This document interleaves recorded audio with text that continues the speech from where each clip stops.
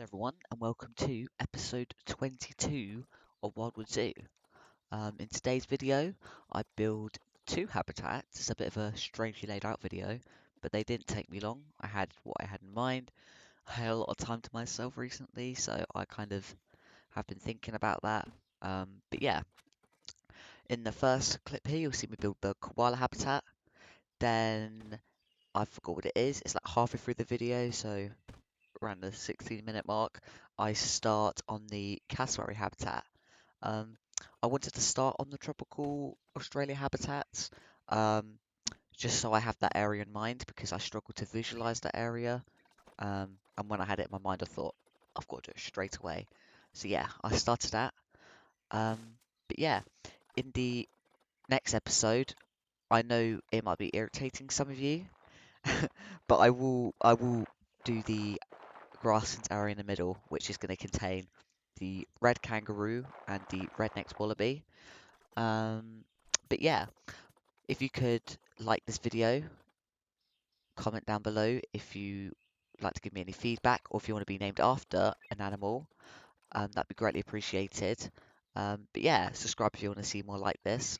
And as normal to my videos, I will pop in the middle and, well, pop in quite a few times and give you some like facts about the koala and the southern cassowary, as they're both quite interesting.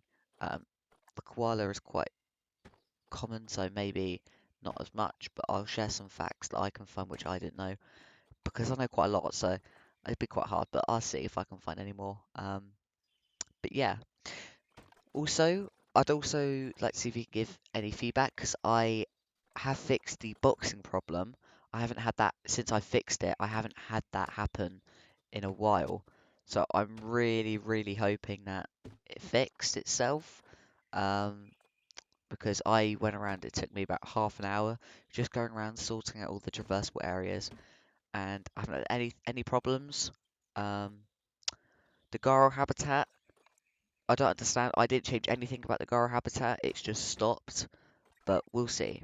Um, yeah, I'll see you in two times in the middle and at the end. See ya. Bye.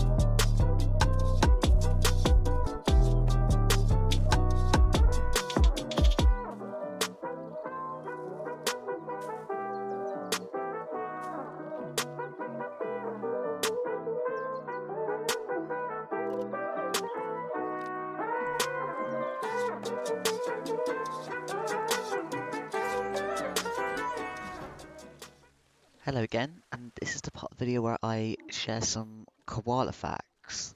Yeah, let's get into it. So, the koala, also I did find some facts that I didn't know. I'll share some common ones, but I've got some that I didn't know. And I'll start off with the name. So, if you actually know where the koala name comes from, you must be a right clever sod, because I didn't know. And it actually translates to no drink or no water. It originated from one of the Aboriginal languages. I don't know how you pronounce it. It's like Darug, Darug, one of them things. And basically, it's because obviously the Aboriginals have been living there for a while. They know all the wildlife, probably from the back of their hand. And yeah, they don't drink water. They get all their water from their plants, their eucalyptus leaves, which I will pop onto now. So the koala eats eucalyptus leaves. They're found by eucalyptus trees because that's what they eat. And the reason why they eat eucalyptus leaves is still a little bit unknown. Nobody really knows why. Um, but there are some theories out there which people believe on, but it's not no real reason why they want to eat eucalyptus leaves. If you think about it, it just leaves them more exposed to predators, which there aren't much of in Australia. But yeah, so eucalyptus leaves are poisonous. They have toxins in them, which kind of makes things fall to sleep very like a narcotic sort of thing to it. So yeah, but luckily for the koala, they have special liver enzymes and symbiotic gut bacteria, which breaks this down and allows them to eat them. And they actually can eat to up to a kilogram a day without even, you know, breaking a sweat. You know, they're doing it easily. Um, but even though they live in eucalyptus, it's quite rare to find them in the wild. They live in one of the driest continents in the world. Up to 70% of Australia is an arid, dry land, desert, like outback sort of feel, which is what a lot of zoos do, because obviously that is Australia. But I always focus on the little bits in the world, like the more in the tropical area. And I thought, I'm going to do koalas and all the other animals in a tropical area, because there are a lot of tropical animals in the game and I've never done tropical Australian area. I always do dry ones, so I always want to test myself. But yeah, so a koala is the only like family member member of its family. That's it. Basically, they're part of this family called I'm not going to butcher it, but it's basically the closest living relative to the common wombat, which we also have in the game. I think it's their nose which gets it for me. The nose of the koala and wombat are quite similar. But yeah, and before you ask, it is not a bear. They're called koala bears, but they are not nearly related to bears. Um, I don't know why they call them bears, but I think it's just because they look a bit like them. It's funny how they look similar, almost like words in a way how they're similar, but then don't mean the same thing. By the IUCN, they are red listed as vulnerable, so they're although they're kind of I think I personally think they're endangered. If you saw the fires from 2019 to 2020, I can't remember. I think it was 3 billion. Let me have a double check here. 3 billion, yeah, 3 billion animals died in them wildfires. That's awful. Honestly, I've never seen anything like it. It was awful. Thought COVID did bad. That was even worse, in my opinion. Um, but yeah, let's get on to a different fact. So. Yeah, while being part of that family member, they are known to be marsupials. So basically the Australian sort of family, or well, not really Australian family, but the most abundant in Australia are the marsupials. So like the kangaroos, the bandicoots, and the possums, which are also found in America. But yeah, so like the marsupials, the baby will be born premature and it will be called a joey and it climbs into its little pouch, little I think it's a front pouch it's got or back pouch. I can't remember. I think because you get the front facing or the back facing ones. I can't remember. But anyway, basically the bears, which makes it different from the koala bear to like brown bear, grizzly bears, black bears, all the bears, some bears, sloth bears, whatever. The difference to them is that they don't have a placenta, which is basically the belly buttons, if you don't know. Basically, what connects you to your mother when you're in the womb. And yeah, it's just a different sort of protection. Pretty sure koalas called drop bears as well. I can't remember. But yeah, so koalas are quite solitary animals. They don't like, you know, socializing with people like me. Um, but yeah, when they're like fully mature, they will always move away from home and will love to live in a tree, in like a eucalyptus tree, all by themselves, and they'll be greatly happy with that. But for the males, while the females will be chilling in a tree all happy, the males will be jumping from tree to tree, dropping down on the floor, to drop their name, and yeah, they are extremely territorial and they fight really aggressively. I don't know if you've seen pictures or videos of them fighting, but they are nasty things. Would never think they'd be like that. So they're completely different in that. Yeah, I've actually seen koalas before. They're so cute. And the one I saw was doing like this. I don't know if I can add the picture, but there'll be a picture like here if I've took a picture. But yeah, I love them so much. He did like a little force thing. But yeah, so the koalas also have a really good sense of smell. They can kind of see like with their nose in a way. Obviously, their giant nose, like I said, it looks like the wombat, but yeah, it helps them pick which is the best leaf on the eucalyptus, which is quite funny. But going on to the eucalyptus things, I forgot to mention that they actually sleep for 18 to 20 hours every single day. So, well, they will sleep for 18 to 20 hours, then they eat for the rest of the 4 to 6. So they'll be whatever they're doing. Um, yeah, but obviously if they don't in the wild, if they don't have that much food, they won't be sleeping that much. Like the males won't be sleeping as much because they'll be out looking for the females and that sort of attitude they've got. But yeah, koalas live for longer time than I would suspect so. They live for about 10 to 15 years. Males live a little bit shorter than females, about 3 year difference. But yeah, sadly, as I said before, koalas are just in like ridiculous danger. They lost 3 billion animals, as I said before, in the bushfires, and well, not just 3 billion koalas of everything, which is just awful, absolutely awful. I don't know if you saw pictures I remember seeing on the news, and it was all the dead animals lying on the floor, burnt up like a crisp. It was awful. Sorry for the graphic description. Anyway, there is a lot of things going for them, sadly. They've got habitat loss from the fires and modification of the land by climate change or humans, deforestation, droughts, disease. Yeah, everything's going against them, sadly, but there are a lot of things going for them because they're quite a flagship species, so people love them. I think they're quite iconic animals, so I don't think they'll be going anytime soon. Obviously, we've got that lovely amount in captivity. But yeah, that's all the facts I have for. I will pop it in during the Cassowary video. Well, Cassowary part of the video. But yeah, if you want to take a break from this video, from this part of the video, and then come back and watch the Cassowary, that's perfectly fine. It's not a long video, but I personally would have done that because I find two habitats a bit overwhelming. But I did these at the same time, and I thought I'd just plop them in the same video because they're not too long habitats and they fit just below 30 minutes. So I thought, might as well. But yeah, I'll see you in a minute. Bye.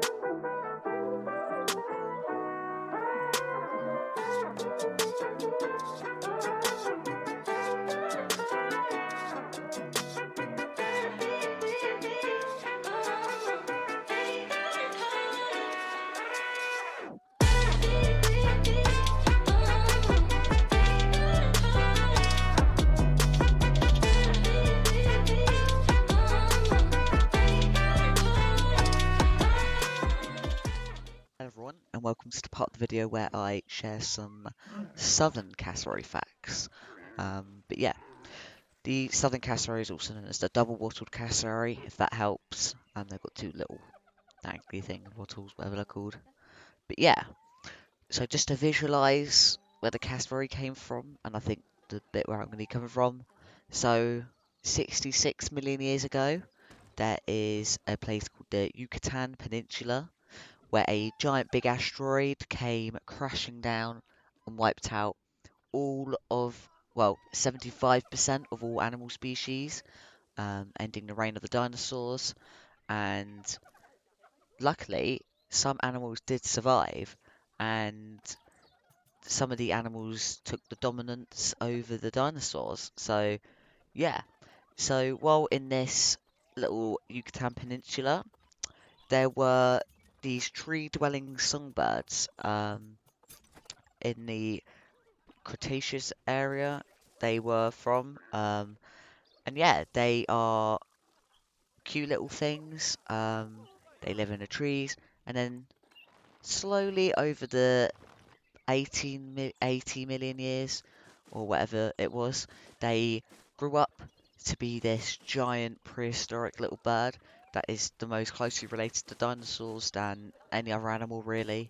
They're so unique in that way. But yeah, the southern cassowary is or the double-wattled cassowary, same thing, is a large flightless bird. It's also called the Australian cassowary, I think. But it's the second largest bird in the world.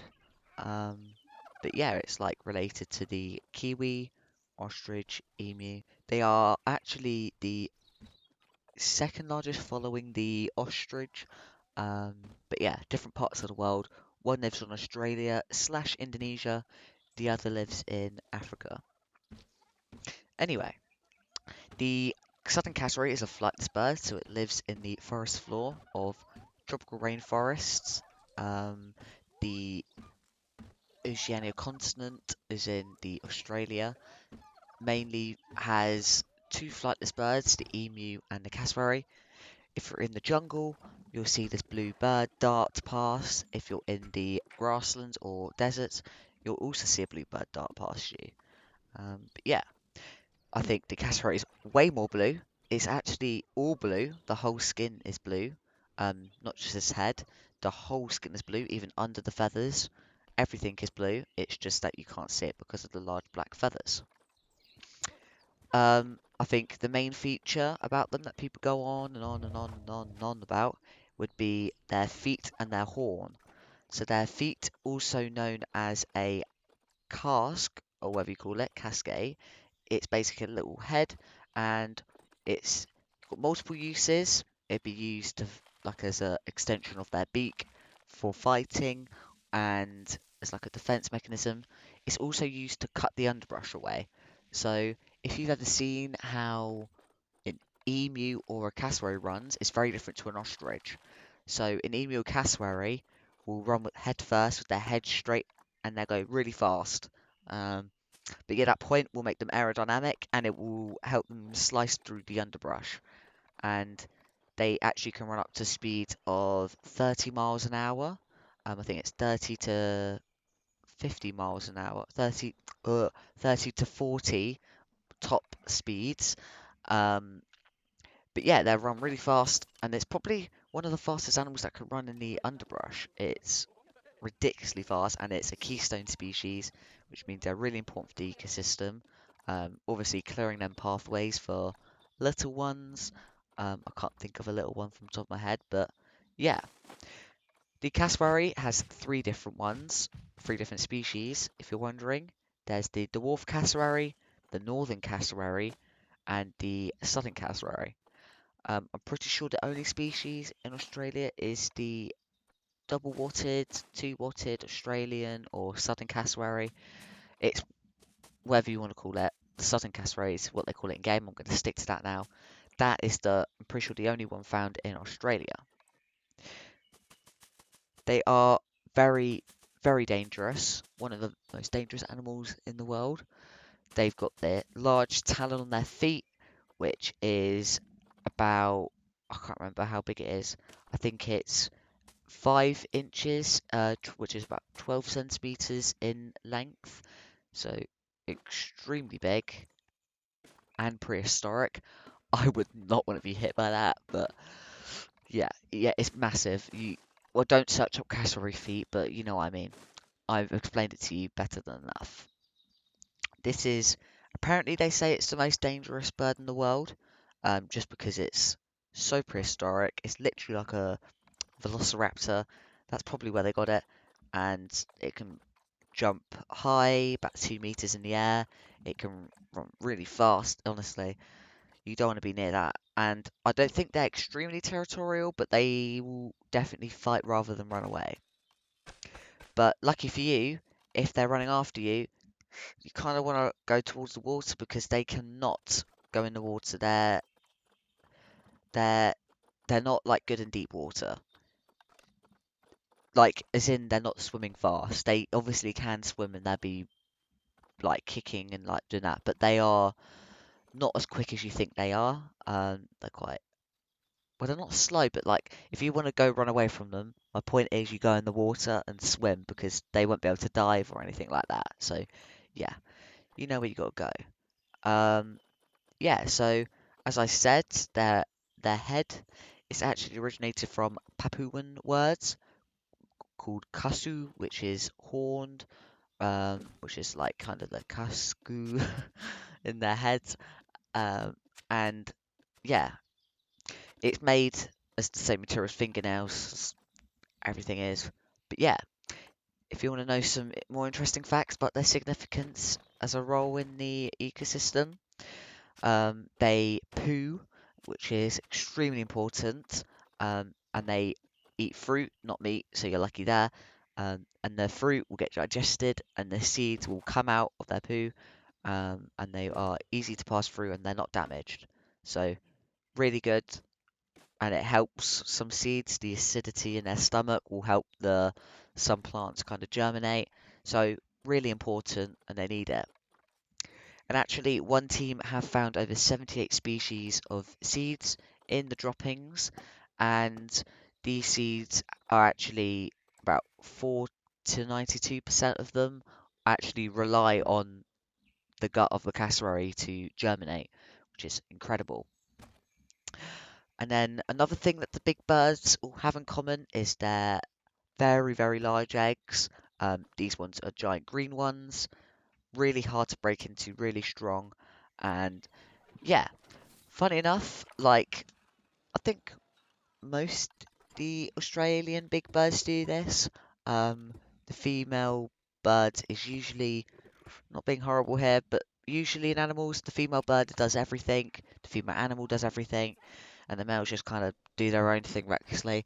Not for the cassowary. The poor male has to sit on the egg all the time, um, and yeah, it's just really weird. The male would nearly die of starvation. You know, she can go. So basically, the male will just sit on the egg, like any old bird. It will sit on it for about 2 months and then look after the hatchlings. Um, but yeah, and then funny enough, the female will bugger off and go for a second round of mating. Cheeky, cheeky woman. Yeah, I can't believe that. And actually, I've just found it. Only 1% of all the bird species in the world have male parenting. And I don't know if that, I think that means exclusively males, not like, male and female together, because that's quite common in birds, like hornbills and toucans and stuff like that. But yeah, there's obviously a lot of things I can go on about these things. But yeah, to go on to the Australian one, they are actually quite protected in Australia. If you're going to the northeast, the northern sort of area of Australia, you will see the cassowaries. And that's a bit southern cassowary, North Australia. It's mostly Indonesia, so the cassowaries randomly there. Probably don't know why, but anyway, they have the special signs up to help them because they are actually listed as endangered in Australia. While they're classified as least concern, they are classified as endangered in Australia. There's about 1,500 to 2,500 of them in Australia. Um, and I think the ones we have in Wildwood Zoo, they are, Australian ones. I think that's quite important to highlight. Um, all my animals in the zoo are from, you know, the actual environment they are, and they're from the rare version, so they're not going to be from, I don't know, from captivity. They're all from the wild, and they're all rehabilitated in the zoo, and that's what that our zoo focuses on. But yeah, I think that's all the facts I have. I actually struggled to find some of the facts for this cassowary.